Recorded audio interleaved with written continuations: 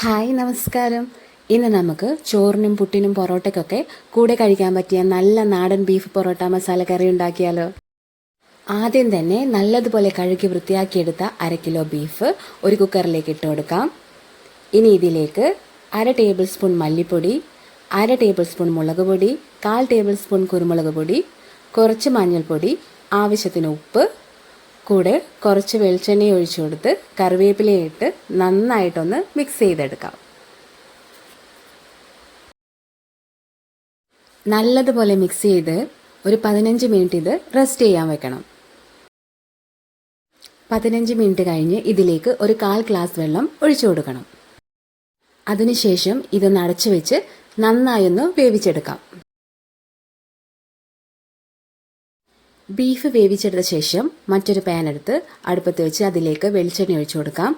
വെളിച്ചെണ്ണ നന്നായി ചൂടായി കഴിഞ്ഞാൽ അതിലേക്ക് 1/4 ടേബിൾ സ്പൂൺ പെരിഞ്ജീരകവും 2 വറ്റൽമുളകും ഇട്ട് കൊടുക്കാം. ഇത് നന്നായി മൂത്ത് വന്നാൽ ഇഞ്ചി വെളുത്തുള്ളി ചതച്ചെടുത്ത് ചേർത്ത് കൊടുക്കാം. അത് കഴിഞ്ഞ് 2 സവാള ചെറുതായി അരിഞ്ഞെടുത്തത് ചേർക്കാം. ഇനി സവാളയൊന്ന് ചെറുതായി വഴറ്റിയെടുക്കണം.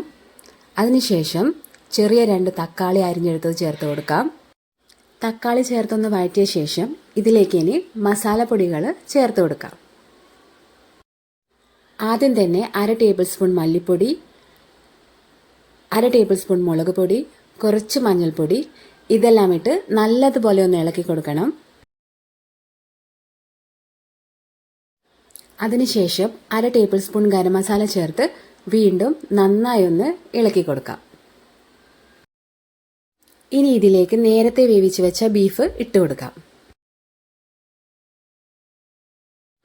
കൂടെ തന്നെ 2 പച്ചമുളക് കട്ട് ചെയ്തതും 2 ഉരുളക്കിഴങ്ങ് ചെറുതായിട്ട് കട്ട് ചെയ്തതും കൂടി ഇതിലേക്ക് ഇട്ട് കൊടുക്കണം.